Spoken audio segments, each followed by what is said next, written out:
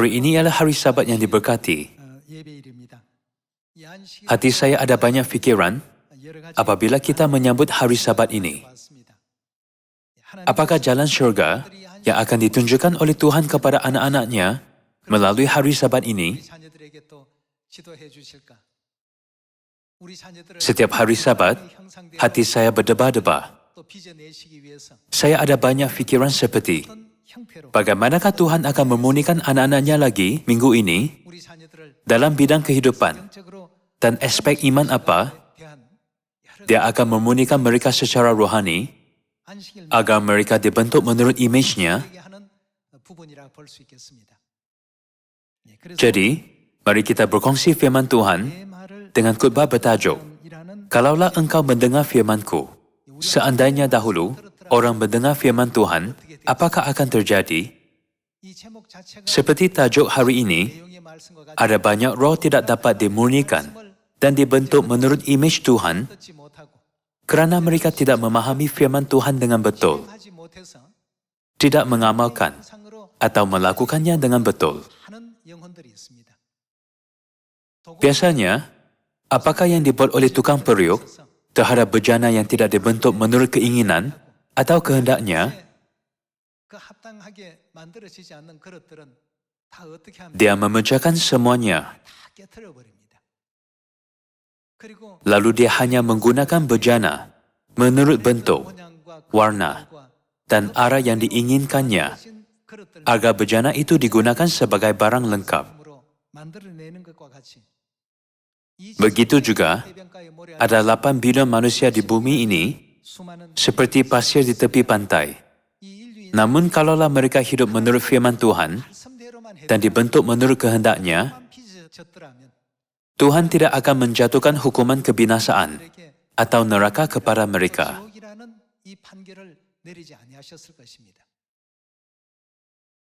Jadi melalui masa ini, hari ini mari kita mempelajari Alkitab di bawah tajuk, Kalaulah engkau mendengar firman-Ku. Mari kita lihat ekoran orang yang mengikut firman Tuhan sewajarnya dan orang yang tidak melalui Alkitab. Sila buka buku Yesaya bab 48. Buku Yesaya bab 48. Buku Yesaya bab 48 ayat 17 tertulis, Beginilah firman Tuhan, penebusmu, akulah Tuhan, Tuhanmu, yang mengajar engkau tentang apa yang berfaedah, yang membimbing engkau di jalan yang patut kau tempuh. Kalaulah engkau memperhatikan perintah-perintahku, maka kedamaianmu sudah seperti sungai, dan kebenaranmu seperti gelombang di lautan.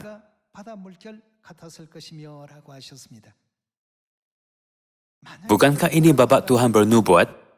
Seandainya dahulu kamu mendengar, kedamaianmu sudah seperti sungai, dan perbenaranmu seperti gelombang di lautan.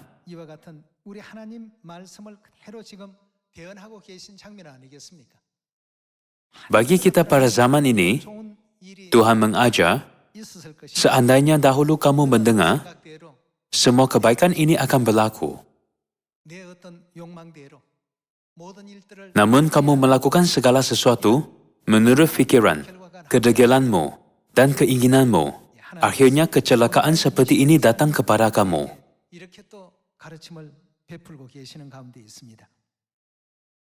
Melalui ayat-ayat ini, kita dapat memahami bahawa cerita isteri Lot adalah salah satu bahagian Alkitab yang tidak boleh kita abaikan. Apabila Sodom dan Gomora sedang dimusnahkan, Tuhan berfirman, jangan sekali-kali menoleh ke belakang. Sekiranya dia mendengar firman Tuhan, dia pun dapat menerima keselamatan dengan suaminya Lot, bukan? Namun, apakah akibatnya? Kalaulah kamu mendengar firman-Ku, kecelakaan seperti itu tidak akan berlaku. Dia menoleh ke belakang dan menjadi tiang garam. Peristiwa yang dikesali seperti ini boleh didapati dalam rekod Alkitab. Sepanjang masa, sama ada masa lalu atau zaman sekarang, Orang yang tidak mendengar firman Tuhan menghadapi akibat yang sangat buruk.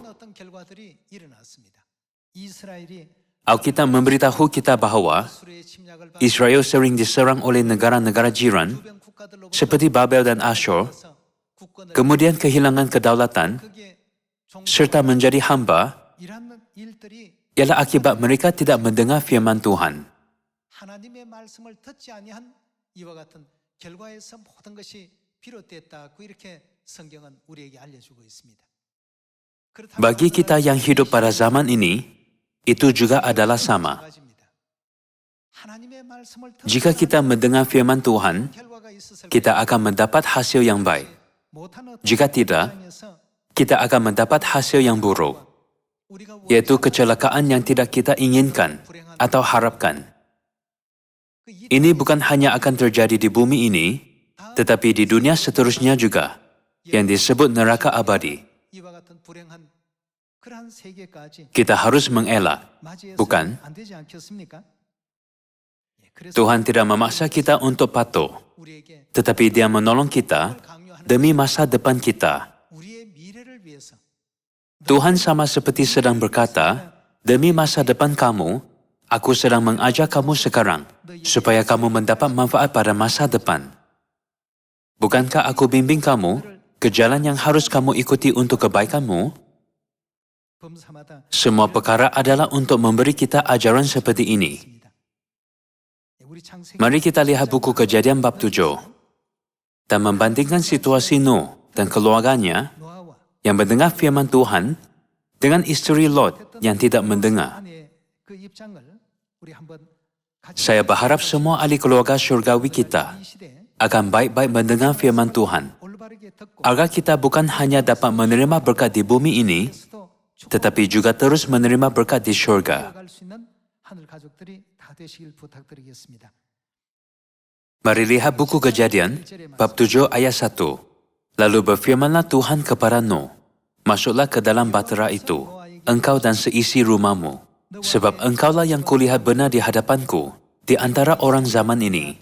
Dari segala binatang yang tidak haram, haruslah kau ambil 7 pasang, jantan dan betinanya. Tetapi dari binatang yang haram, 1 pasang, jantan dan betinanya. Juga dari burung-burung di udara 7 pasang, jantan dan betina. Supaya terpelihara hidup keturunannya di seluruh bumi. Sebab 7 hari lagi, aku akan menurunkan hujan ke atas bumi 40 hari 40 malam lamanya. Dan aku akan menghapuskan dari muka bumi segala yang ada, yang kujadikan itu. Lalu Nuh bagaimana? Melakukan segala yang diperintahkan Tuhan kepadanya.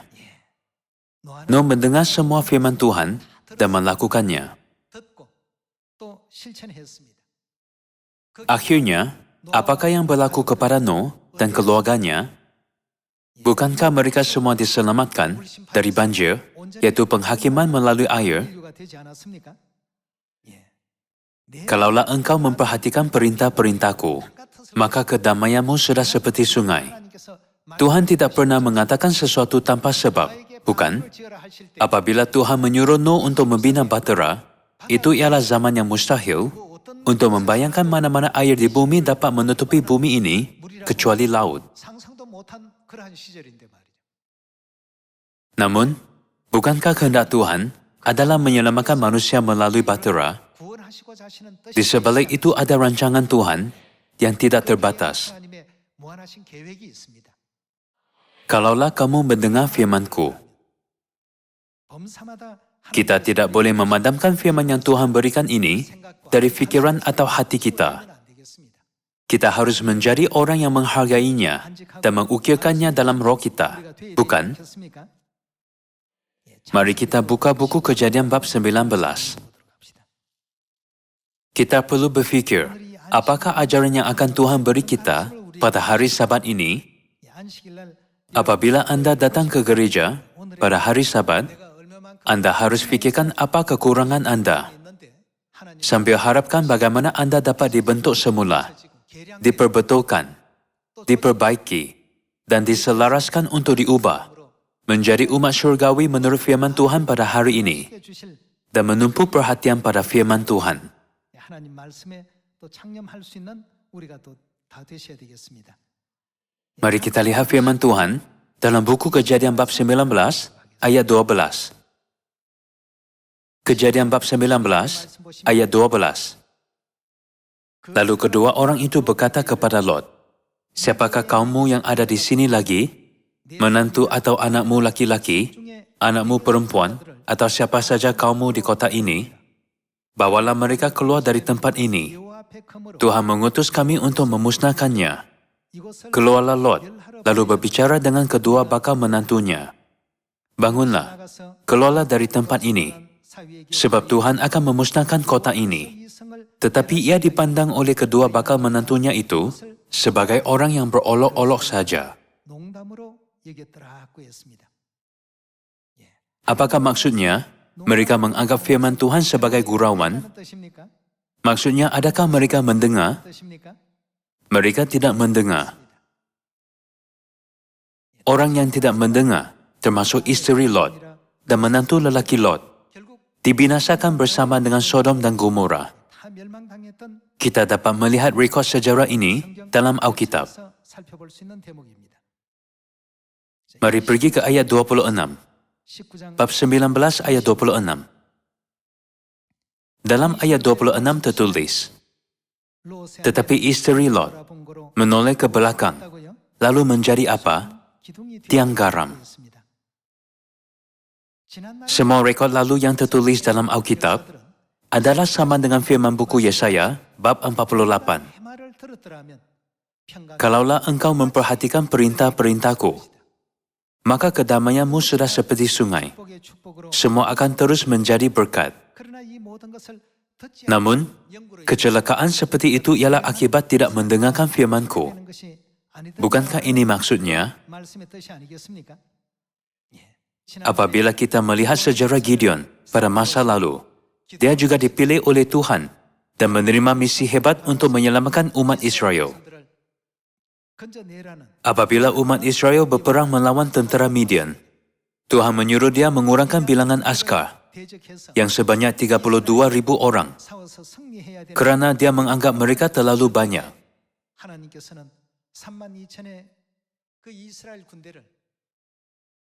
Bilangan tentera musuh jauh lebih banyak daripada tentera Israel. Untuk melawan askar yang sebanyak 135,000 orang, askar yang sebanyak 32,000 orang adalah terlalu kecil. Namun, Tuhan berfirman, "Biarlah orang yang takut pulang, kerana orang terlalu banyak." Selepas mereka dihantar pulang, menurut firman Tuhan, 10,000 orang saja yang tinggal. Tuhan berfirman lagi, "Masih terlalu banyak, kurangkan lagi." Apabila kita memikirkan perkara ini, dengan akal budi manusia, situasi ini memang tidak dapat kita fahami. Untuk memenangi peperangan, banyak askar diperlukan. Namun, kehendak Tuhan adalah terus mengurangkan jumlah askar. Jumlah dikurangkan dari 32,000 menjadi 10,000. Kemudian dari 10,000 menjadi 300. Dengan hanya 300 orang, perkara yang menakjubkan berlaku. 135,000 orang tentera Midian dikalahkan. Sejarah itu direkodkan seperti itu dalam Alkitab. Adegan pada hari itu direkodkan dalam buku Hakim-Hakim secara literal, bukan? Kalaulah mereka baik-baik mendengar firman Tuhan. Tuhan berfirman, "Kalaulah engkau memperhatikan perintah-perintahku, maka kedamaianmu sudah seperti sungai." Kalian, zaman ini juga sama. Ketaatan pada firman Tuhan boleh disamakan dengan membuat bejana. Itulah proses apabila bejana itu dibentuk dan dibuat selaras dengan kehendak Tuhan. Namun, jika bejana itu berkata, "Aku tidak suka warna ini, aku tidak suka bentuk ini," dan sendiri bertindak tanpa mengikut ajaran firman Tuhan, nasib akhirnya pasti adalah dipecahkan.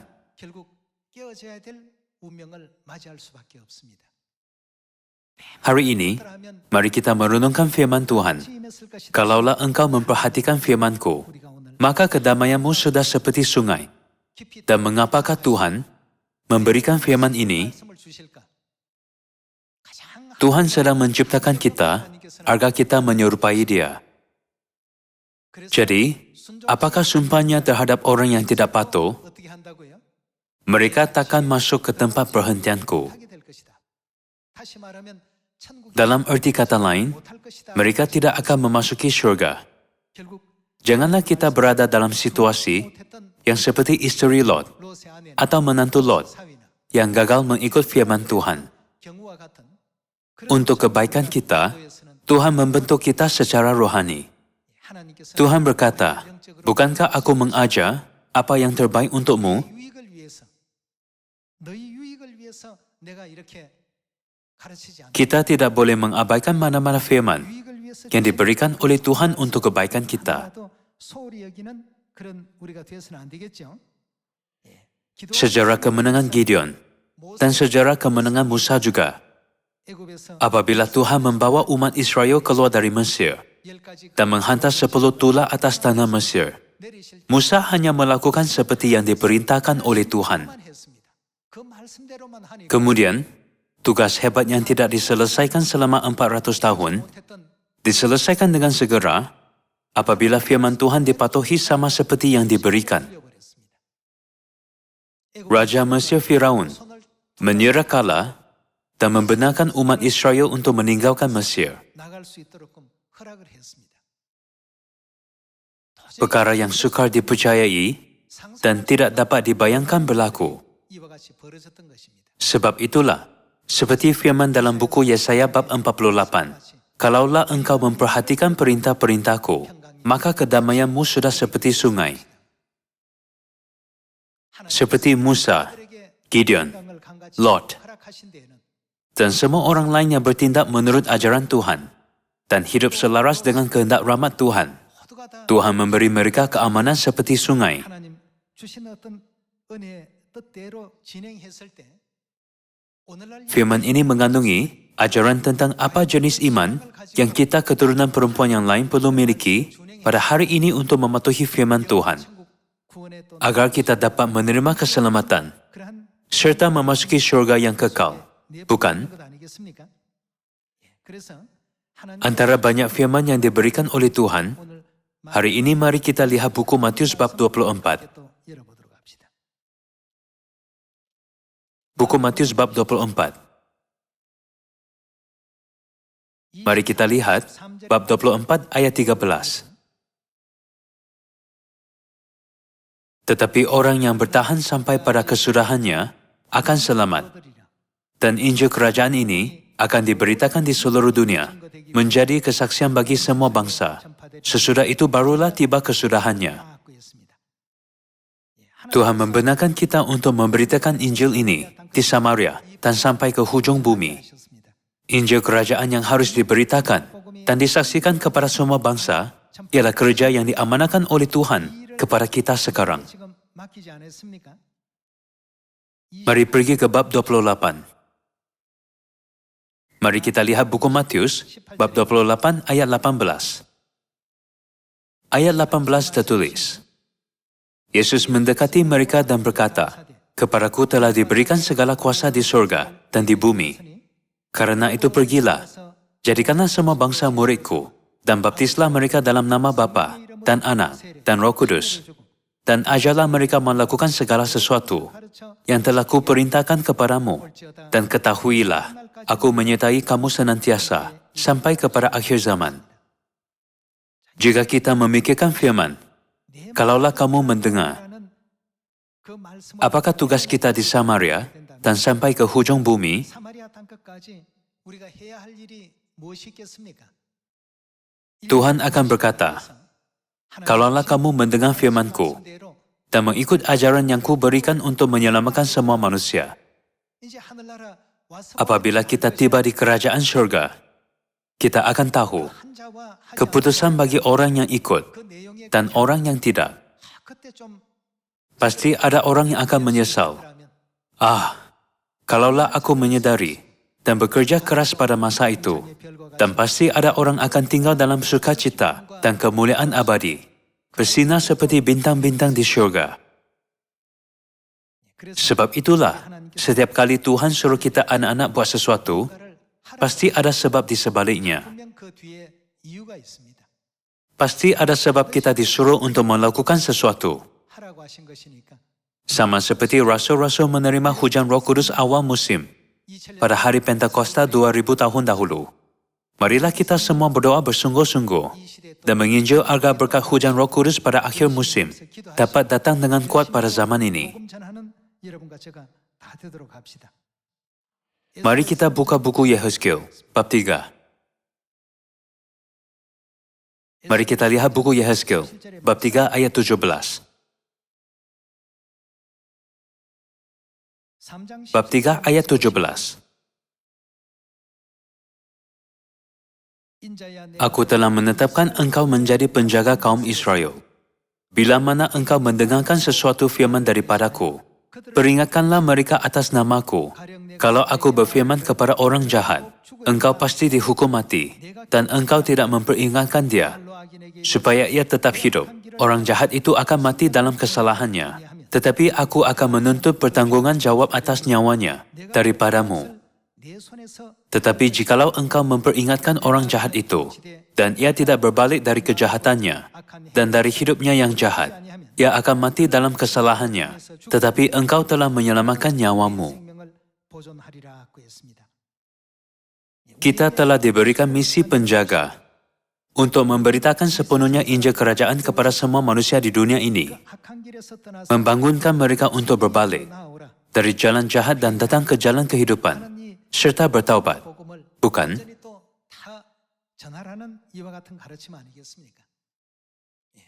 Tuhan berkata, jika mereka tidak mendengar apa yang kamu disampaikan, malah hidup menurut kedegilan mereka sendiri, akhirnya nasib mereka akan sama seperti istri dan menantu Lot. Jika mereka bertaubat dan kembali, aku akan membimbing mereka ke jalan berkat. Kita dapat melihat firman ini dalam ramalan buku Yehezkiel bab 3. Jadi, mari kita mengikut ajaran bapa dan ibu, memberitakan firman kebenaran dengan betul, dari Korea ke Samaria, dan sampai ke hujung bumi. Saya ingin minta semua ahli keluarga syurgawi untuk memberitakan Injil ini kepada banyak roh malang di luar negara yang belum mendengar berita baik ini. Apabila hari Sabat, Paskah, dan Tuhan Ibu Yerusalem Surgawi, dan Tuhan Bapa terus-menerus dibuktikan, syaitan akan terus-menerus hilang kuasa rohaninya. Jadi kita harus memuji Tuhan dan memegahkannya kepada semua orang. Tuhan memberi Nuh reka bentuk dan ukuran batera yang tepat. Begitu juga, hari ini Dia menunjukkan kepada kita bagaimana kita harus menginjil. Tuhan berkata, sama ada mereka mendengar atau tidak, beritahu mereka semua sajalah. Kemudian, aku akan menguruskan semua masalah. Inilah kehendak Bapa Syurgawi dan Ibu Syurgawi. Tolong ukirkanlah ini sekali lagi dalam hatimu. Mendengar firman Tuhan bermaksud mendengar dan melakukan firman itu, bukan? Jika kita mengamalkannya, Tuhan akan memberikan hasil keselamatan yang baik seperti Nuh dan memberikan kita kemenangan seperti Gideon. Apabila kita memikirkan bagaimana Tuhan memenuhi semua janjinya kepada Musa, membebaskan umat Israel daripada perhambaan di Mesir, serta memberikan tanah Kanaan yang berlimpah-limpah susu dan madu, kita harus mengukirkan janji itu dalam lubuk hati bahwa kedamaian akan mengalir seperti sungai jika kita mendengar firman Tuhan. Mari kita lihat buku Yesaya, bab 60 ayat 1. Bangkitlah, menjadi teranglah, sebab terangmu datang, dan kemuliaan Tuhan terbit atasmu. Kegelapan menutupi bumi, dan kekelaman menutupi bangsa-bangsa. Tetapi terang Tuhan terbit atasmu, dan kemuliaannya menjadi nyata atasmu. Bangsa-bangsa berduyun-duyun datang kepada terangmu, dan raja-raja kepada cahaya yang terbit bagimu. Angkatlah mukamu, dan lihatlah ke sekeliling. 내게로 anak-anakmu laki-laki datang dari jauh, dan anak-anakmu perempuan digendong. 안기어 올 것이라고 했습니다. Inilah yang harus kita lakukan pada hari ini, bukan? Mari kita lihat buku Yesaya, bab 49, ayat 18. Bab 49, ayat 18. Lihatlah, mereka semua berkumpul dan datang kepadamu. Sungguh, engkau akan mengenakan mereka semua seperti perhiasan dan memelikannya ke badan, seperti seorang pengantin perempuan. Memang tempat-tempatmu telah rosak dan sunyi, negerimu telah diruntuhkan. Tetapi sekarang engkau akan terlalu sempit bagi pendudukmu, dan orang yang menelan engkau akan pergi jauh-jauh. Anak-anakmu yang dahulu hilang masih akan berkata kepadamu, tempat itu terlalu sempit bagiku, berilah aku ruang supaya aku dapat tinggal. Sini juga tertulis, mereka semua berkumpul dan datang kepadamu. Dalam hal untuk mematuhi semua peraturan perayaan termasuk hari Sabat yang kita sambut hari ini, janganlah kita mengabaikan bahkan perintah yang terkecil pun, tetapi mengikut semuanya, agar kita dapat dibentuk dan dilahirkan semula dalam rupa Tuhan. Saya betul-betul harap kita dapat dilahirkan semula menurut imej Tuhan. Anda dan saya betul-betul orang yang diberkati. Kita sangat bersyukur atas rahmat diberikan hari Sabat. Sangat bersyukur kerana diberikan perjanjian baru. Bersyukur kerana dibimbing untuk menerima bapa dan ibu. Serta bersyukur kerana hakikat bahawa kita telah memasuki Sion. Janganlah kita simpan berita yang gembira ini pada diri sendiri, tetapi terus menyebarkannya. Sekali lagi, saya ingin minta semua ahli keluarga syurgawi menjadi orang yang akan mengalami kedamaian syurga, bahkan di bumi ini, dan kembali ke tanah air syurgawi kita yang abadi akhirnya. Dengan ini saya tamatkan khutbah. Sekian, terima kasih.